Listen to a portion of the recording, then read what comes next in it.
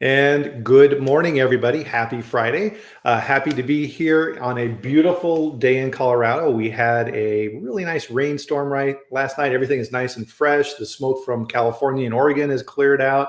It's going to be a wonderful Friday and a beautiful weekend. And I'm here today with my good friend, Shawn Stevens from the Food Industry Council. How are you doing this morning, Shawn? Bryan, I am fabulous. How are you? Good. Couldn't be better too, right? The dog slept through the night. He's been out and done his business. All is well with the world. That is great. And happy Friday. Absolutely. So everybody, one of the things that we like to do with this is do a check-in with everybody, get all settled in, and let us know where you're from. I'm in Loveland, Colorado, which is a little north of the Denver metro area. Where in the world are you at, Shawn? I'm located we're based in Milwaukee, but mostly working out of home these days from a small town called Random Lake, Wisconsin. I like to joke it was named after the French explorer Jacques Random, but I think they just couldn't come up with a name quick enough on the spot, so they said, let's call it Random Lake. We have about 1,500 people, quick jog to Milwaukee, but it's really nice being a small town and knowing the folks who are working behind the counter at the local stores. Definitely. Yeah, the small town thing. Yeah, Loveland, we moved up from the Denver metro area about 5 years ago. And I was down there yesterday for a lunch meeting. And yeah, you go back to the kind of the big city with all the traffic and everything. And you're like, okay, yeah, I remember why I moved up here. Absolutely. And it's a beautiful day in Wisconsin as well. So it's looking to be a wonderful weekend. Yep. So for the new people that are joining the conversation here, I'll give you a little bit of who I am, and then Shawn, if you can kind of jump in afterwards too. So I'm Bryan Armentrout. I'm a consultant, and I also run the Food Leadership Group as well as the Food Safety Foundation. And the foundation is a group, it's a forum where people can get together and discuss food safety. Because one of the things that we know in quality assurance and legal is that food safety is something that is not proprietary to your company.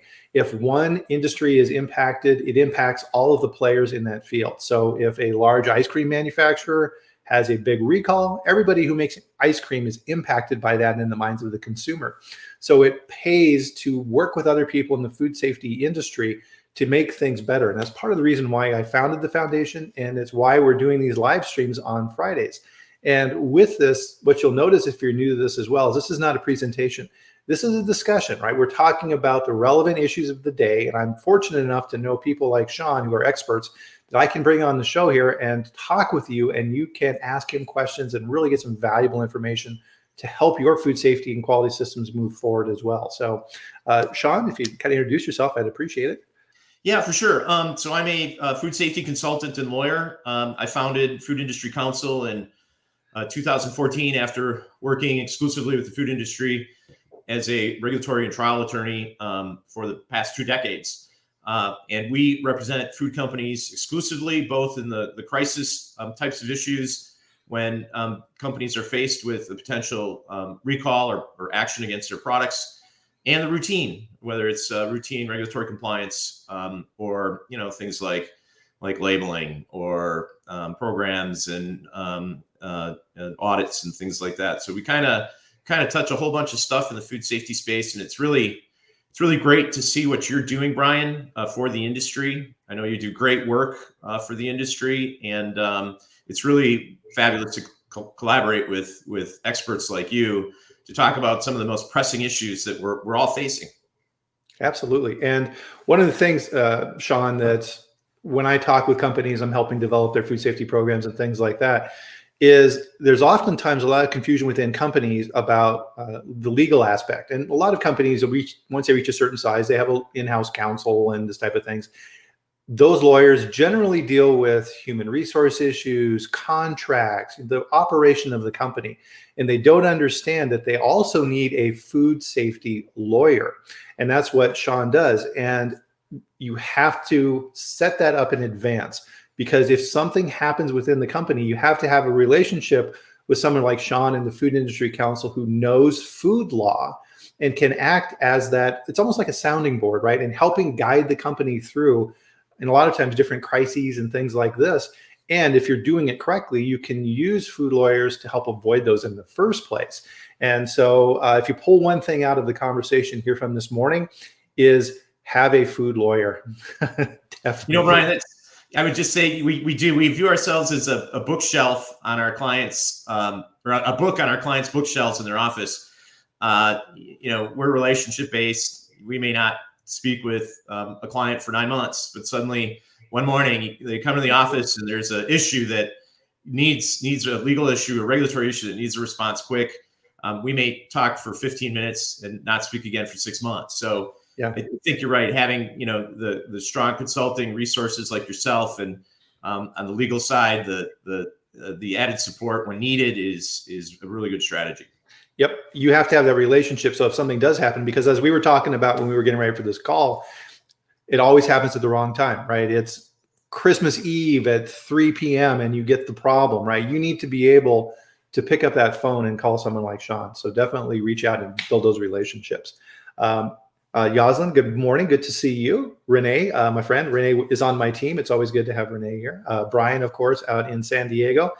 Bryan, former FDA, going again back to the expertise. Bryan is a huge expert in seafood.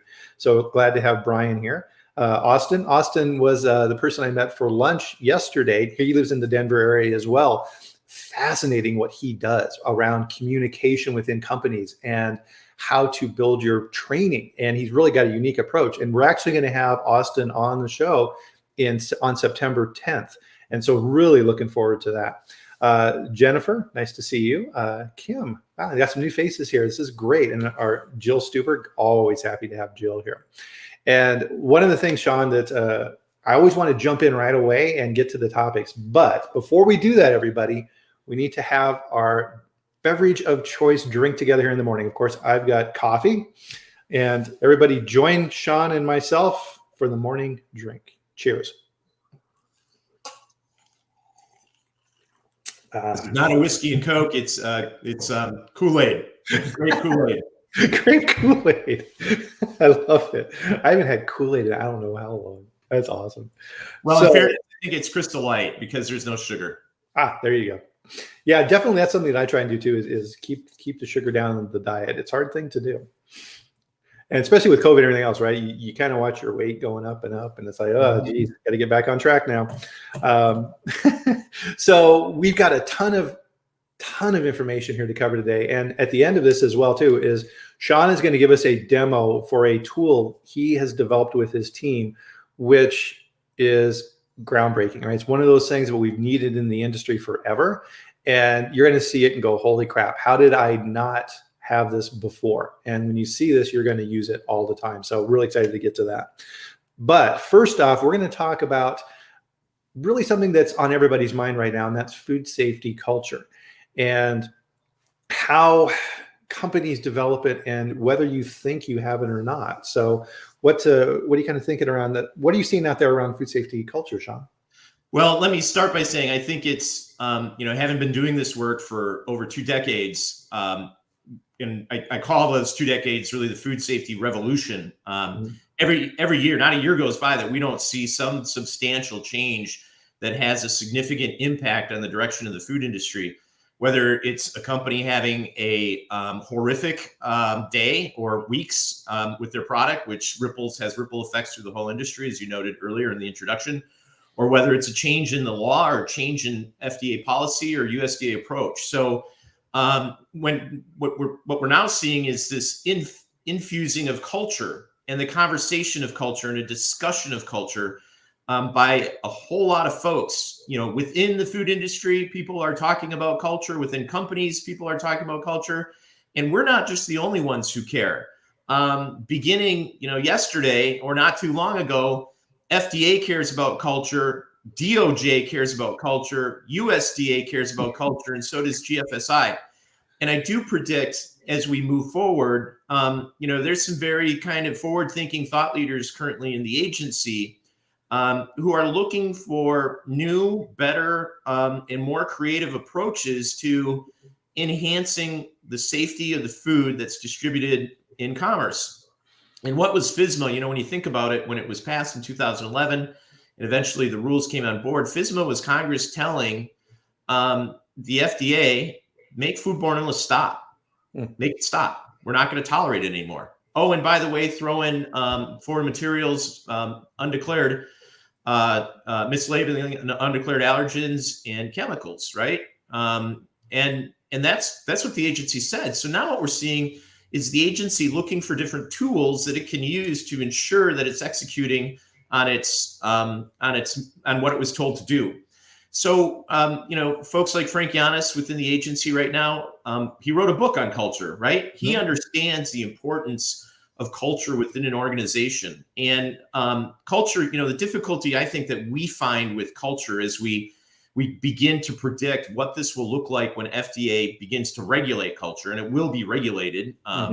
We're seeing 483s being issued to companies now that state, as a violation of law, federal law, this company has no food safety culture, right? Wow.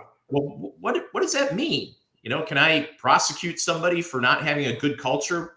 Probably not per se, but you sure can look for other doctrines like the Park Doctrine that could come into play when there is no culture. We can talk a little bit about that in just a little bit. But I think, as we sort of struggle to figure out, okay, well, what is culture? GFSI has, some thoughts on it. FDA is actively discussing it internally. And the challenge that we're trying to overcome is, this is from my perspective, there's always been a disconnect between the C-suite and the regulatory folks, the food safety folks, right? We're not, food safety doesn't necessarily immediately translate to profits. It's a cost center. It costs the company money. And, if the CEO is being told, hey, there's a risk that we don't, replace this equipment for $1 million or $10 million, and that we're going to have a listeria outbreak, and the CEO says, well, what's the risk to me? It's, I don't know, 1%. Well, maybe he or she rolls the dice because 1% isn't a big risk, and he doesn't or she doesn't want to spend $1 million. Yeah. And that's a decision that's reflective of the kind of a poor food safety culture, because the risk is there. It's been quantified, and 1% might seem small, but that's 1 out of every hamburger buns you produce today, right? So I think we need to find a way to bridge this disconnect. And a lot of companies, unfortunately, another challenge is that they think the C-suite or the leadership believes mistakenly that they have a really good culture, when in fact they don't, right? How many folks in the corporations that you and I have worked for have said, at least early on in our relationships, we've got a great food safety programs, we've got great resources, we spend so much money on food safety, and we have an amazing culture. And we kind of look around, and maybe it kind of feels like that, or maybe it doesn't. But then when push comes to shove, and that order from the customer comes in and it exceeds production capacity, they say, well, we're going to shrink sanitation, we're going to extend our hours, we're going to be pushing a greater volume of product down that line, and they put pressures on the system and create risk, right? And those are the organizations that have purport to have this really great culture. So, you look in 2018, there was almost 850 recalls that year. I can guarantee you each and every one of those 820 companies would tell you and I, if they were on this call, that they have a fabulous food safety culture. And I think if in fact they did, maybe that number of recalls would have dropped from 850 to 450, right? So I think we need to bridge that gap. And, people are beginning to talk about, how do we measure food safety culture? And I'll throw this question back to you, Bryan, because I'm interested in your perspective, or anybody on this call. Some people will say aptly, a culture, food safety culture in an organization, is what people are doing when nobody's looking. Yeah. And that's true. But the problem with that is we don't know what they're doing if we're not looking, right? So we can't really gauge or quantify it. The other, I've heard, and this, I think there's a great deal of merit to this. John Butts said recently, there is an objective measure to food safety culture. And if we're looking, for example, that a company that has a risk in its products with listeria in its environment, it's the period of time that you allow a strain of listeria to persist in your environment. Now, I've worked with clients who have had listeria, and now that we're moving to strain typing, which we can talk about a little bit later, who have had the same strain for a year and a half, Yeah. and even longer when FDA comes, finds it during visit A. They show up 9 months later, they find the same strain in visit B, and they're coming back 6 months later, and it's still there. Well, that is, as elusive as listeria is, he's right. Because if we're not doing enough to eliminate those strains from our environment, we don't have the right culture in our facility, because that means we're not willing to slow production. We're not willing to disassemble equipment. We're not willing to take a day off because we're just pushing product out the door. So, and not investing enough resources to investigating and eliminating. So those are sort of my two. What's yours? Is there any, as you think about this, any gauges you might add to the mix and how we could quantify culture? Yeah, it's a huge challenge, isn't it? Because part of it's kind of like art, right? I don't know much about art, but I know what I like, right? And people can kind of look at that and see type things, right? So one of the things from a culture standpoint is that I look for is quality beyond just the quality department, right? You'll see this in plants. There's an issue. You say, oh, we had a quality problem. It's like, really? Well, last I checked, quality doesn't make any product. Right? We had an operational problem and quality detected it. So part of that is in a production facility and within the company at the higher level, right? Is when you talk quality, is everybody involved? Is it the operations manager and the maintenance manager and the procurement manager and the plant manager? And you have this big conversation around quality and everybody has input in it. Because Shawn, one of those things that's really unique about quality is that it's not limited to one particular function. If you're in operations, right, you want to produce product and get it out, as you were talking about, to the customers and meet those orders on time, in spec and all those type of things that they're measured on. But quality is that group that's kind of setting the overall framework.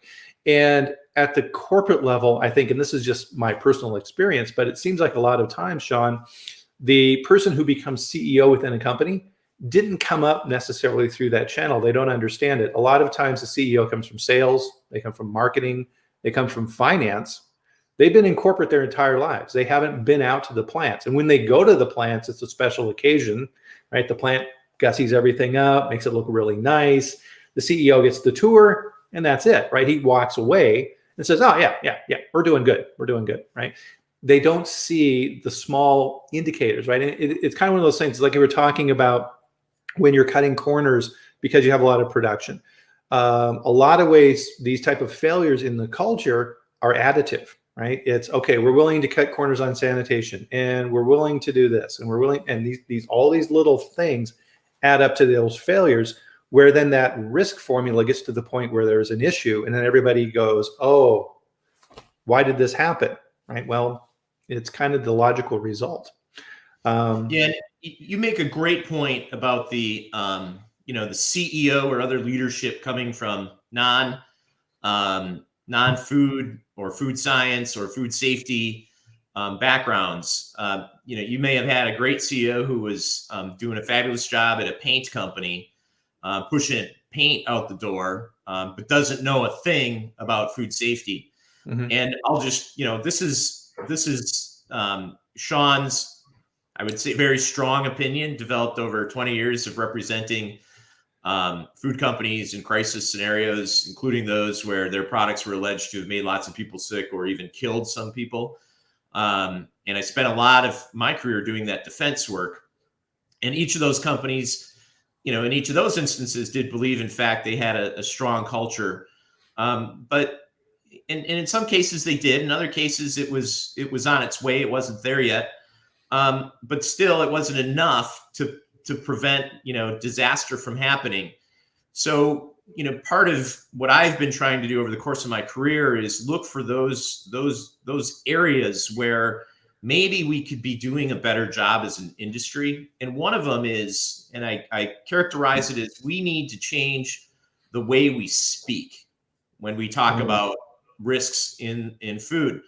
And I think it's really super important, because when that CEO comes from the paint company and is, hearing secondhand that there's some intermittent findings of listeria on the facility floor, He or she then perhaps they flag the director of food safety up to their office for a 5-minute meeting and says, "What's this? I'm hearing about listeria."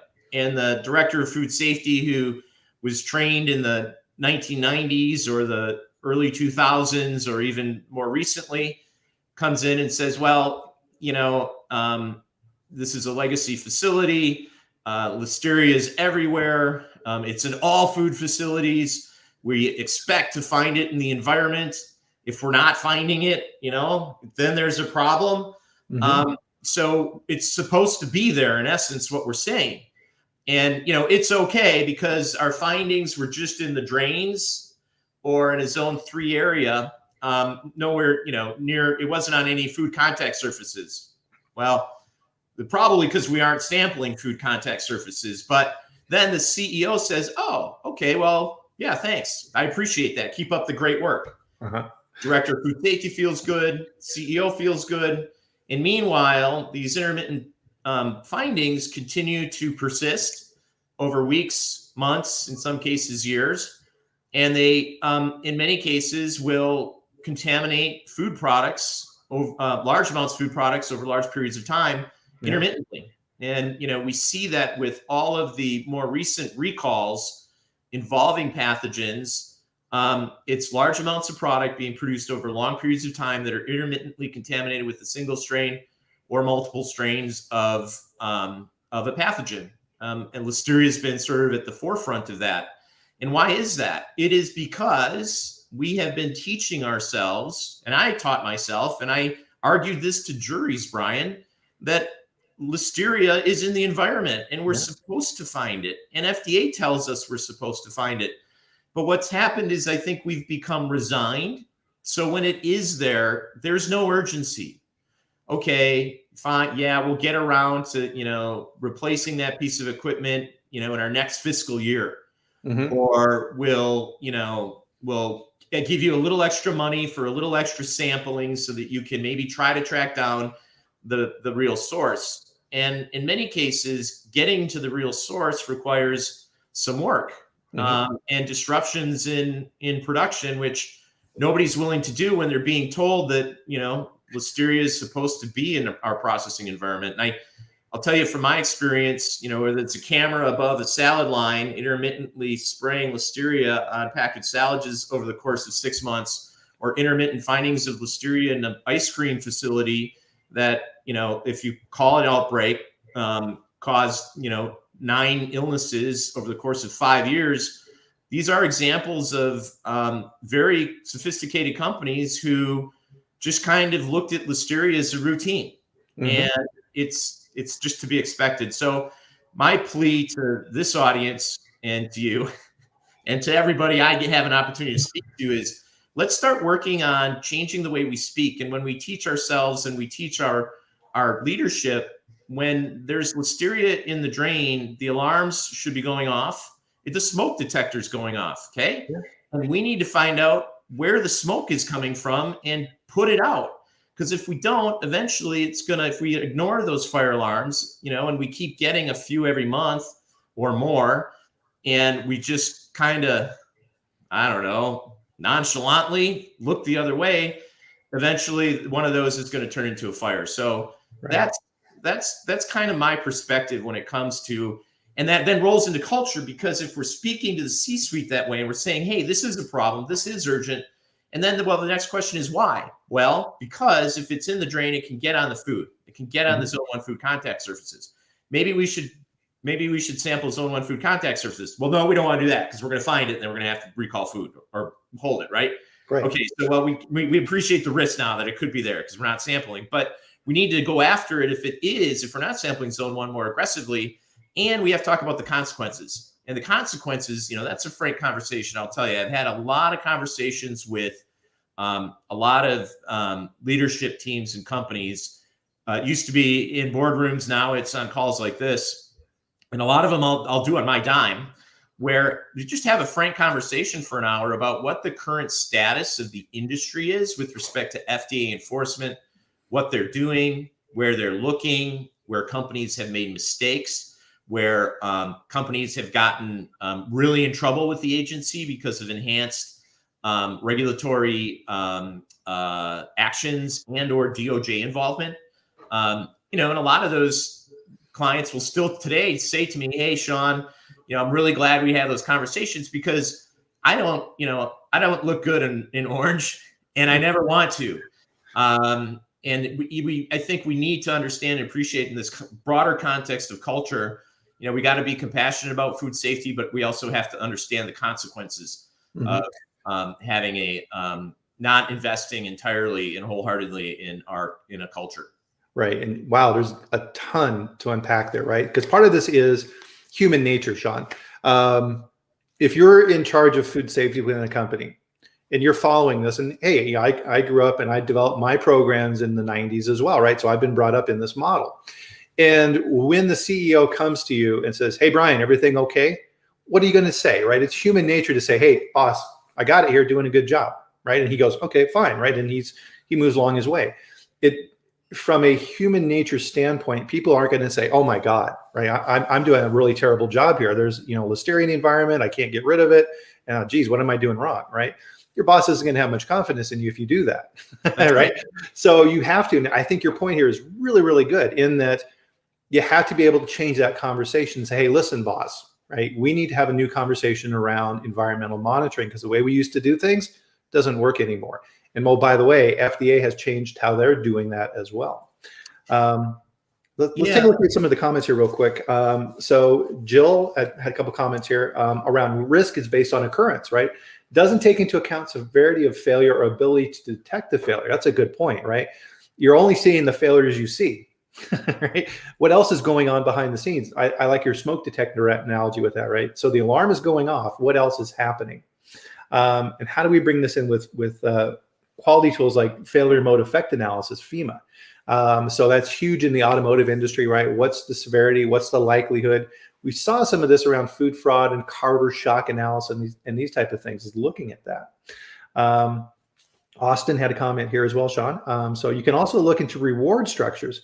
What gets rewarded gets done. If the reward structure is solely based on production matrix as opposed to safety, that might raise some red flags. Absolutely. One of the things that I've noted in my career is problems always happen at the wrong time. And people are like, "Oh my God, why is this happening now? We have this big order that we need to get out and blah, blah, blah." And my response back is, well, of course it happens now. To your point, Shawn, this is when you cut corners. This is when you don't clean as well. This is when people are tired, right? You're trying to get the product out the door and everybody is focused on that one agenda. And that's when problems happen. Yep. Kim had a comment here. Welcome, Kim. Creating a culture of cleanliness allows employees to take a break to wash their hands and not feel the pressure of orders coming in. Coming out of the pandemic, guests are more sympathetic for those breaks to allow a safer guest/employee experience. 100%, right? One of the things, when you walk into a production facility, if it's clean and it's organized and there's a flow to it, that's a huge impression, right? If you go in and there's clutter everywhere and you look around and there's stuff stacked in the corners and stuff like that, big red flag. It's just like in your home, right? You have to have a clean home. Austin mentioned communication. There are channels in place for the front line to report or take action, right? Are there things in place like that? One of the things in plants, and this kind of gets into the culture elements, is what's going on behind the scenes, right? So if an employee goes to their supervisor, says, hey, boss, I just saw something that's not right. And they go, just keep running, right? Because that's his instructions. That employee very quickly after the second or third time understands, okay, there's no point saying anything. Nothing's going to happen, right? So they shut up, right? And those build up. Yep. And yeah, so the environmental piece is huge, right? And so I love how you're linking that with culture. That's an indicator of what's going on, right? If you have a problem that doesn't go away, if you have environmental issues, if you keep having allergen recalls, these type of things, that means there's a systemic problem going on and you're not eradicating the issue. And one of the things on the environmental monitoring side is FDA has changed their approach radically. And what you're talking about right now is how FDA is handling environmental monitoring. So everybody, if you haven't read it, FDA, you can Google this online. FDA has an inspections operations manual, the IOM. And in 2021, Shawn, they updated that. And in chapter 4 on page 25, they start talking about environmental monitoring. and how they approach it, right? So we've all heard about these swabathons, and when FDA comes in to do this, and their approach is exactly what you're talking about. They are ignoring, for the most part, zones 4 and 3, right? So zone 4 traditionally drains, walls, things that aren't in contact with the food, things that we've focused on in the industry. 3, indirect surfaces.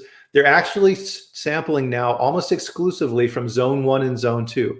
Zone 1, direct product contact surfaces. Zone 2, indirect product contact surfaces. So think something next to a belt, or think of buttons, right? Machines that they hit those buttons and then they touch the line, and they hit the buttons and they touch the line. Those are the things that FDA is sampling. And if you're not doing that, you're at a huge, huge disadvantage. And interestingly, Bryan, I saw that FDA will further, in addition to what you've described, treat in small processing rooms. The entire room is a zone 2. Yeah. Which is a huge reinterpretation of what zone 2 was conceived to be and is supposed to be. So, a zone 2 sample in a small processing room in the far corner, far away from any handling of food. Well, that sounds a lot worse than it really is on the ground. So there's added risk everywhere, and I think we chatted about this briefly yesterday. If anybody knows of people who like to hunt, being from Wisconsin, almost everybody here does. I don't personally, but the one thing that hunters want to do when they go out, or I suppose people who fish, is catch something, right? Yeah. And bag that game and shake them out of the bushes. So when FDA is going out and looking for listeria, for example, these are FDA listeria hunters, and their goal, and they're satisfied. Now, they're satisfied if they don't find anything, because it demonstrates that the environmental monitoring program and the sanitation program works, and there's safe food going out. But we're all human beings, right? To your point about psychology, they want to find something, and they're looking in the hardest to clean and the hardest to sanitize places, and they're bound and determined to find it if, in fact, it's there. Mm-hmm. Yep. And so as part of that, right, we need to take the blinders off, because part of this is, okay, I'm only going to look for listeria species. I'm not going to take it any farther. That's all I need to know, Well, guess what? That doesn't work anymore, right? When FDA goes in and samples, they're typing that stuff out, right? They're looking at and figuring out exactly what you have. And to your point earlier, Shawn, if they come back a year later and they find that same strain of Listeria monocytogenes in your drain, you're in trouble, right? They're going to say, you're not doing a good job. You're approaching warning area territory. Mm-hmm. Absolutely. 3 strikes and you're out. It used to, I think it's moving towards 2. Yeah. So part of this is, and this is something that I hammer quite a bit, and this applies to your field very much as well too, right? Is the technical skills that we develop in what we do in food safety and food quality and law and things like this are important, and we need to have that skill set. But if you don't communicate that information and you don't manage up within the organization and teach other people about food safety, you can't build that culture, right? So the procurement people need to talk about food safety. The R&D people, the operations, the maintenance team, the C-suite, all these people need to understand what it is that you're talking about, right? This is just not your domain. This is something that the company needs to embrace. So I have a couple of final thoughts on winning the war against pathogens and for food safety culture. The first is, always ask ourselves, when are we sampling, Bryan? Too many companies sample immediately after, pre-op or after cleaning and sanitization, and the results are meaningless. It's got to be, well into production, 4 or 5 hours. I'm a firm believer of that.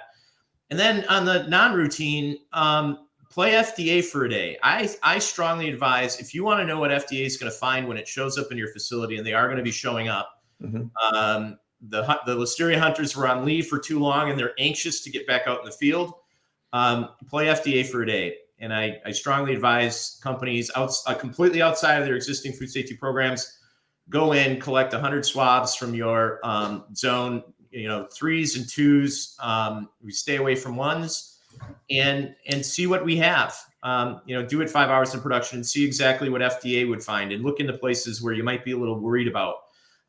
We do that with a lot of clients under the attorney-client privilege. We'll open an account with the lab, the reports will be sent to us, and then we'll share it with the company. So it falls under, those privileges. So nobody will ever see it. But then if, we're seeing, oh my God, we got 3 or 4 positives, we can address those, right? Because we didn't detect them in our routine program. Number 3, use strain typing. We can't defeat an enemy if we don't know whether it's an enemy or what uniform it's wearing, right? So if I'm seeing Listeria intermittently and I'm not doing strain typing, it's very easy for me to conclude that, well, this may just, I'm a little lazy today. It's Friday. I want to go home for the long weekend. I'm just going to say that this is a transient strain and it appeared and it's gone. But we keep intermittently finding them. So are they transient or are they resident? Well, if we do strain typing, I have a lot of clients that use ribotyping. It's relatively inexpensive. FDA does not recognize it because it's moved off of that technology towards WGS. So it doesn't have any legal consequence whatsoever. We do that under the attorney-client privilege as well. We get to see, okay, we defeated this strain. Or if we get a new strain after 9 months of nothing and it's the same one we had before, we know it's back. Or we can conclude if it wasn't the same as anything before, it likely is transient. But we can begin, right, map out where these different A, B, and C are and destroy them. And then number 4, which you mentioned, is reporting. I think every company needs a system where the QA or the regulatory folks are required to send at least a weekly report to the C-suite that says, these are our Listeria findings, these are where they are, this is our recommendation and responding to it. Because if they're not hearing about it, they're not going to do anything. They're going to assume they're in a position where they can say, I delegated that to my food safety folks, and it's their responsibility. That's not my wheelhouse. Well, with the Park Doctrine, DOJ says otherwise.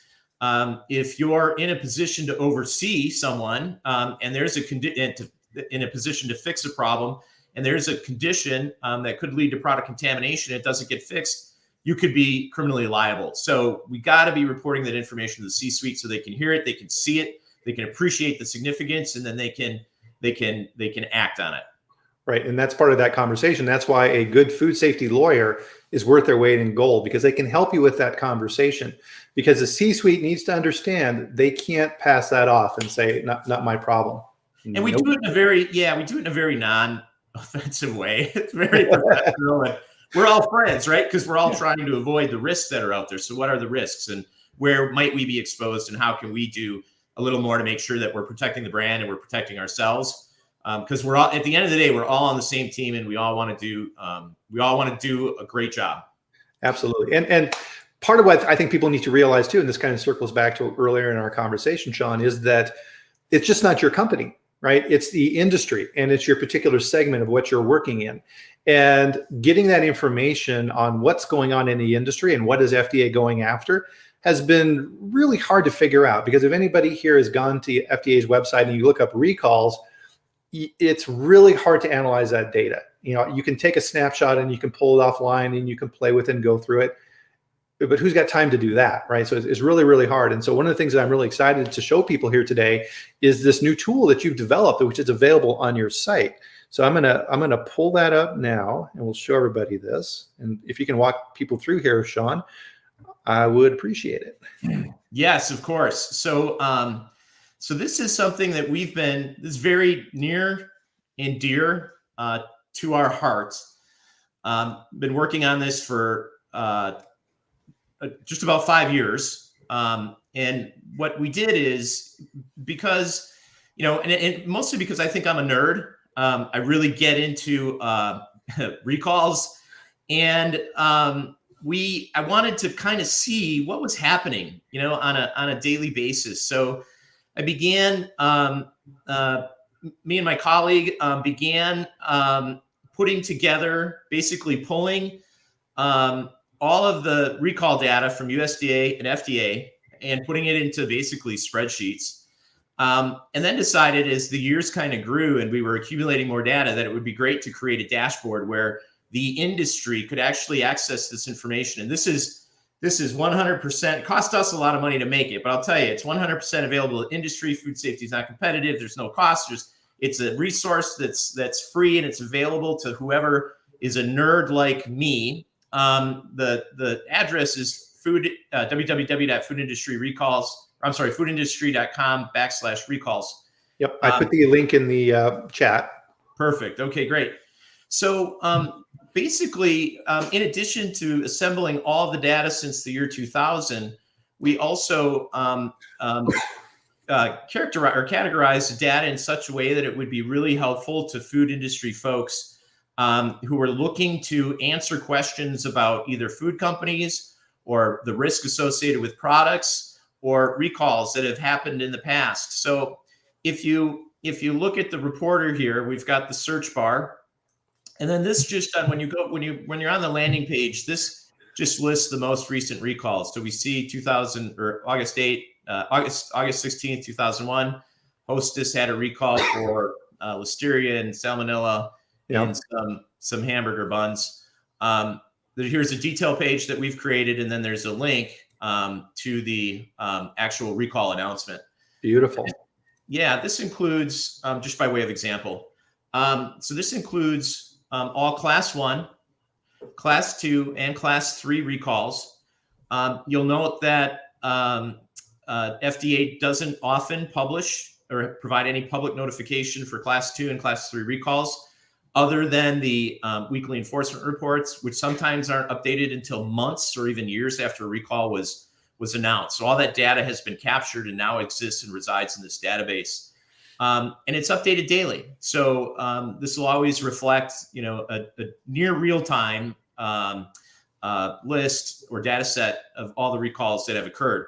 Now, there's some very useful things we can do with the database to help us professionally, but there's some fun things as well. So if I wanted to know how many recalls there have been in the last 20 years for, let's say, a fingertip issue, I see there's been 2. October 3rd, 2016. Here's the company. There's a fingertip found in cinnamon rolls and a donut. A little bit further back, on April 1st, 2005, this company found a fingertip. Somebody found a fingertip in their potato scramble breakfast. Ew. I'll bet everybody scrambled from the breakfast table when they found the finger. Oh man. Let's say you just had an issue with hydraulic fuel, and you're wondering if there's been any recalls for hydraulic fluid or what the agency might do. Well, we see, look at this. There was one in 2005. I was actually involved in that one. In 2021, we see one recently, just within the last few months, involving hydraulic fluid. And it tells us, and if we look over to the side here, we also classify the recalls. So which one was a Class 1 is 2005. This one more recently in 2021 was a Class 2. So there likely wasn't any public notification. We could take a look. Huh, interesting. Does anybody have any suggestions for Shawn on what you'd like him to search to show the tool? Because if I'm in industry, how am I going to use this, right? So part of this is breaking through. So part of human nature is the belief that if something hasn't happened, it won't happen. And as a food safety professional, you need to break through that. I use the phrasing, it never happened to us before, right? So the unspoken part is it never will. And part of this then, Shawn, is you can go out and look at people who are in your space and compare and see what type of problems and recalls they've had. And then you can use that ammunition to show to the C-suite and the executives that, yeah, people in our industry have had very similar problems to what I'm talking about. It can happen to us if we don't make it not happen to us, right? Sure. Yep. And I don't want to pick on any names, but you could, insert common household names, companies that produce sophisticated companies that produce a lot of food, and you'll see in some cases a long list of recalls that they've been involved with. You can also, and a lot of food industry folks are using this now when they're vetting suppliers. So if I want to, know if, the Acme company, and I just say it Acme because it's sort of a generic name, has ever had any recalls. Boom, I type in Acme and I can see, this particular company had a recall in, 2020. Is that the supplier that I'm looking to partner with? And, oh, you know what? It was an issue that, wasn't too large or wasn't too big, or maybe I have a question for them to make sure that, those issues aren't going to persist. Mm-hmm. Or maybe they had a recall more recently that I'm interested in. I did cinnamon because what if I'm going to source cinnamon for my product and I just don't know what risks are associated with that product, and I'm trying to do my hazard analysis? I can say, okay, what type of, cinnamon products were recalled and for what? Here we see salmonella in 2020. Couple of those. We see a lot of issues with allergens. So you can scroll down. You can also, if we're doing a search for chocolate, we're going to get a lot of products, but also companies who have chocolate in their name. Here's Lake Chaplin chocolate. So what we can do is we can use these little boxes down here to limit it to the company, and it'll just give us the name, the companies with chocolate in their name, or we could limit it to brand, where chocolate's in the brand, or we could limit it to products. And now we're just looking at where chocolate appears in the products. Then on the recall class side, we can say, okay, well, there's been 201 recalls, class 1 recalls, 219 class 2, 19 class 3, and non-published 123. FDA doesn't always publish the recall classification. I'm guessing it's usually going to be in those instances where it's, kind of class 3, or maybe even they determined it was a stock recovery or market withdrawal. Yeah. So we're going to always see some of those. But what if I just want to look at the class 1s? So I now only see class 1 recalls. They're all FDA. And I want to look at only those that dealt with Listeria monocytogenes. So I get to click on that. And then here's all the recalls in since the last 2 decades involving Listeria in a chocolate product that was recalled. And I've got 13 here, and I can scroll through and see, okay, what were the products and what was the risk? So nice. The database is incredibly useful. I've also, I've been on the call with clients who say, hey, for instance, my waffles are really low risk. And I could say within seconds, well, they may be, but there's been 32 recalls in the last 20 years involving, some type of waffle product, either waffle themselves or waffle mixes. Mm-hmm. So it's, as you can see, it's incredibly powerful and instant if you're trying to pull data from the problems that companies have had and what the nature of those problems were. And I'm going to show you a chart in just a few minutes, but I created it by doing this. I'm just going to reset this really quick. So let's see, let's go 2018. Refresh. 2018. I now see all the recalls from 2018. There were 714. And then here I can see how many class 1, how many class 2, how many class 3. I can look and see how many, were for non-declared milk, tree nuts, wheat, soy, how many were for salmonella and all of these other pathogens, or for other reasons. A few here in 2018 for the findings of blood in the product, right? Or insects. We've also found it very useful when, for instance, we may have a client, or you yourself may be faced with, oh my goodness, we have we found some pesticide residue in our product. How do you think FDA would treat that? Have there been any recalls dealing with that residue? And if there haven't, it's just a data point that helps to say, okay, maybe this is one that the agency doesn't look quite as seriously at. Or if there is, maybe it was a class 3 and it was no big deal. And we can then, when we're dealing with the recall coordinator at the FDA, we can sort of characterize this as it should be a class 3, so we can avoid having to do the public notification if we really think there isn't any risk here. So feel free to jump into this. Play around. Like I said, it's all the class 1, 2, and 3 recalls from 2000. We try to set it up in a way that was easy to navigate and easy to use. You can do risk assessments for products. You can do risk assessments for ingredients, and you can do risk assessments for suppliers when you search for them by name. And I think what I'd like to do, if we can, is well, tell you what, a couple quick points on that you said them so fast. I want to make sure people understand. Is use this for your suppliers, right? You're looking to bring on a new supplier for an ingredient.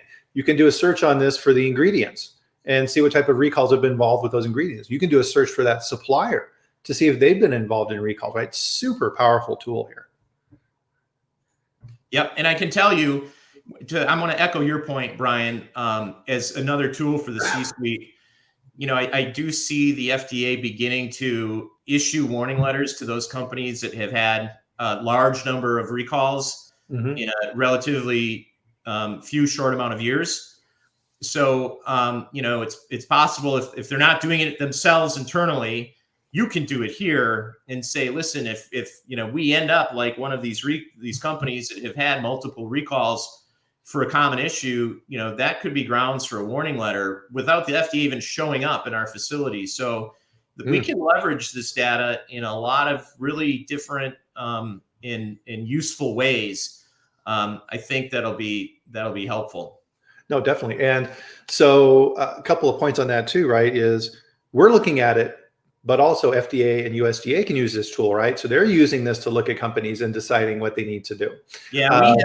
We currently have, in addition to a whole slew of food industry companies that are visiting the site routinely, I'd say at least a couple dozen different people from FDA who have routinely been on the website and are visiting near daily, as well as from the Department of Health and Human Services, probably food affiliated, and as well as a lot of activity from within the USDA. So the agencies are also finding this tool to be incredibly useful, I think, in whether crunching data or just maybe they're nerds like me and they like to, look at this stuff.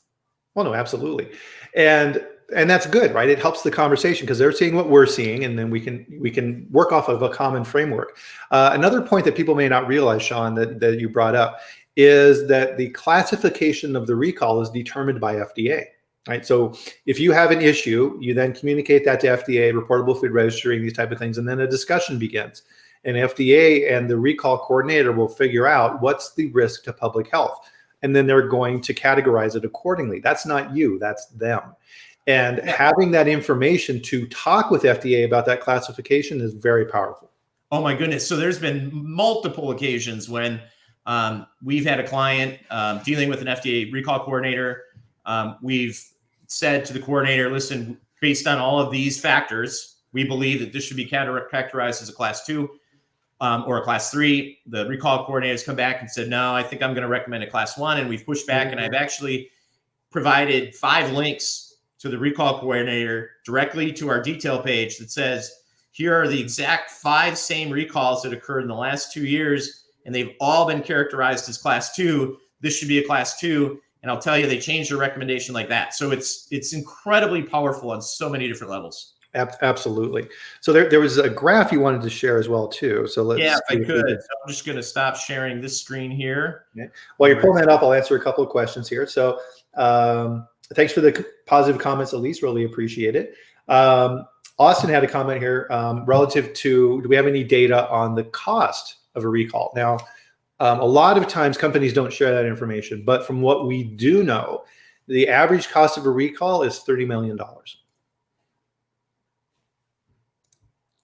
Which is amazing. Yep. I would say that those numbers that is a true average, probably skewed by some of the very, much larger companies, who are going to see recalls that are in the range of sometimes $50 to $60 million, if not more. Mm-hmm. And what I tell our clients is, when you're thinking about recall insurance, first think about it. Number 2, get it. And number 3, we can predict what level of insurance you need and what your recall is going to cost by looking at sort of your worst case batch scenario or lot scenario, right? And then maybe adding on some buffers. But that number could be 1 million, it could be 6 million, it could be 12 million, right? So all important things to be thinking about. Absolutely. Yep, absolutely. So let's pull up your graph here. There we go. Beautiful. So what are we looking at here, Shawn? Yeah. So this is just, so I took our reporter and I just typed in each year. I started at 2003. Before 2003, we go back to 2000 itself on FDA side, but USDA data begins to get a little bit fuzzy. And this tracks the total. So I just, it was easy. 2003, how many recalls? How many were FDA? How many were USDA? How many were in total, right? It took me about 15 minutes to put this together. It would have taken me 6 months, not longer, if I was trying to do it from the FDA and USDA websites. But and enforcement reports. But what we see here is 2003, we were only seeing 298 recalls. And, as we talk about this food safety revolution over the course of the last 2 decades, this kind of reflects the trajectory we've been on with, new crises in the industry and new regulations and new policies and new enforcement tools. We see this massive spike. USDA, how impressive, only 34 recalls in 2006. Now, granted, there's far fewer USDA regulated food facilities and FDA regulated facilities, but those are some good numbers when compared to later on in the like 2015, 16, and even 17. But we see this massive spike in the year 2009. What happened? Well, I'm sure remember Peanut Corporation of America. That drove us all the way up to 749 total recalls. 682 of those were caused by FDA products. And what you'll see is the FDA really is a driver of recalls when we look at the total numbers. Yeah. The total numbers really track what FDA is doing. Interestingly, some of the peaks and valleys, kind of follow both USDA and FDA. And I'm sure there's all sorts of reasons for that. But then we drop back down to 313 recalls in 2010. And that's when everybody, I think FDA was still kind of doing business like it was, and everybody was scrambling and saying, what are we going to do to prevent a PCA, to prevent foodborne illness outbreaks, to prevent these types of issues? And lo and behold, in 2011, we had the passage of FSMA signed into law. And suddenly the FDA had new powers. It had new authority. It had a new mission, and it had new incentive to go out there and make foodborne illnesses stop and prevent all other food safety issues. So our recalls jumped up to 715, back down a little bit in 13 to 566, probably because almost everybody in the agency was working on drafting the final rules. Remember, there was a lot of pressure on the agency to get those rules out. Oh, yeah. And then as the rules start to come out, 14, we see the numbers really start to increase and skyrocket again, 774 and 15 in 2016, they're 820. Well, what happened between 14 and 18? What happened? Well, the FDA Swabathon is what happened. And FDA going into food facilities and conducting far more inspections than it was in the past and taking far more samples. In fact, it wasn't really taking any samples in the past. And we saw this correlation in the spike of recalls. And then, of course, now, as we enter the year of COVID, 2020, we saw only 420. I think if I look at my numbers here, we've got like 295 so far this year, which puts us on a trajectory to about 450 total. FDA recalls next year. So there's a little bump, but I'm going to tell you, when we talk about the pendulum of recalls, what goes up must come down, and what goes down must and will go up. And we're at such a low right now at 420. To my friends in the industry, I predict, if not next year, very soon thereafter, we're going to be jumping up again and likely exceeding those 820 numbers. So this is now the time before FDA arrives in our facilities to make sure your sampling program is right, to do your FDA for a day, to do strain typing, and make sure that when FDA shows up in your facility to find what they're looking for, there is nothing to find. Yeah, absolutely. So get ready. It's coming. So let's see a couple questions here, and then we'll have to kind of bring this back up and close out here. Raphael asked a question. There's a particular segment in the industry that drives more FDA recalls that you've seen. So lettuce, cheese, anything like that. Is there any type of a trend you've noticed so far from looking at the data? Yeah, that's a really great question. I haven't studied the data with an eye towards what are the most risky commodities. If I could take, FDA's list and do a search for each of those, I could probably rank them and show you the exact numbers of recalls associated with which one. We're seeing it's the biggest problem right now for the industry is undeclared allergens. Yeah, and we're having a hard time getting our head around it. I'm going to just, if I can, I'm going to pull up the recall report. Do you have just a minute?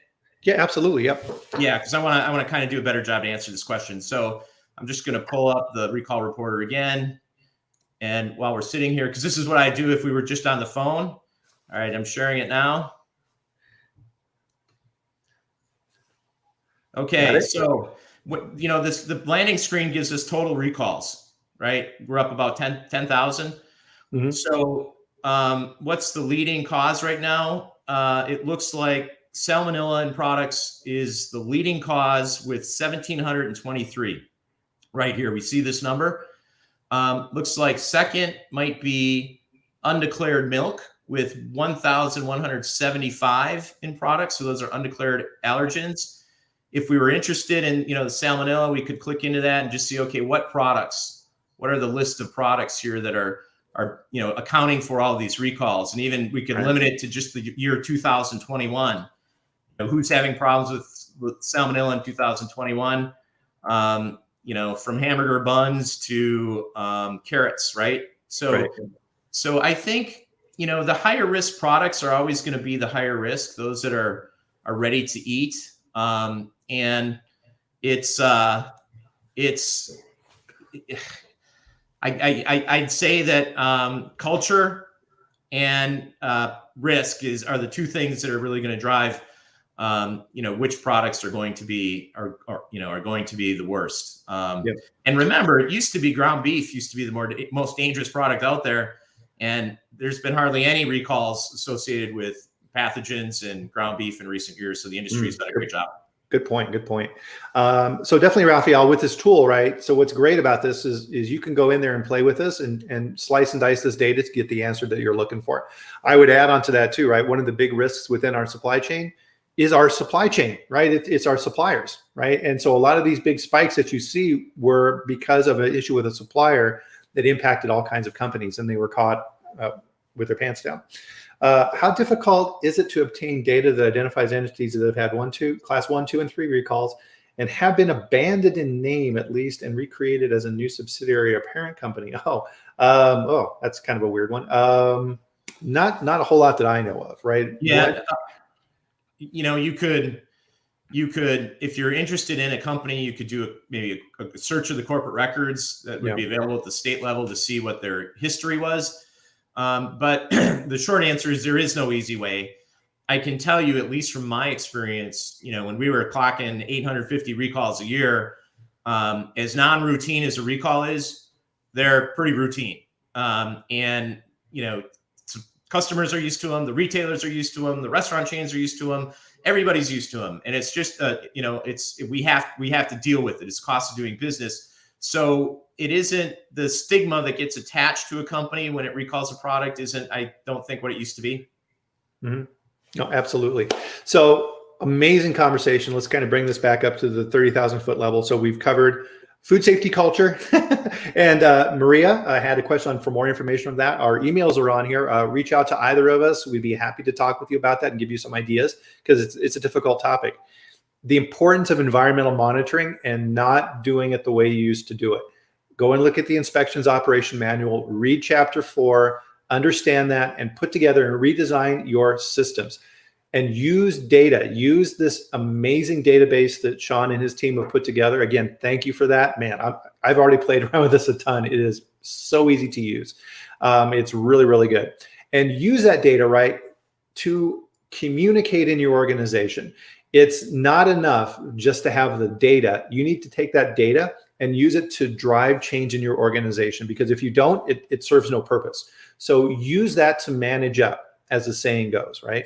So hopefully this has been helpful today. Any closing thoughts, Shawn, or you'd like to wrap up with? Or no, this has been a great conversation. I think our conversation should continue on what additional tools we can find and or make available to the industry to give them the tools that they need to approach the C-suite in the way that the C-suite is not only going to listen, but they're going to get it. Exactly. Perfect closing. So everybody, thank you for joining us. It's amazing. Time flies, Shawn, as we talked about, right? We're over an hour on this conversation. I think this has been the longest one, the longest food safety chat, and we could have gone on for another hour here. So come back next week and join us for the live stream. Again, it's every Friday. So we'll be back here on Friday at 8 a.m. Mountain, 9 a.m. Central, where Shawn's at in beautiful Wisconsin, 10 a.m. Eastern, of course, around the world. And if you have ideas of what you'd like us to talk about in these chats, drop me a note, and I will find experts like Shawn that we can go out there and talk with and bring to you and help you increase your food safety knowledge. So everybody, have a great weekend. Really enjoyed this. Again, this is Bryan with the Food Safety Foundation and Shawn Stevens with the Food Industry Council. And everybody, have a great one. We'll talk to you soon. Thanks, everybody.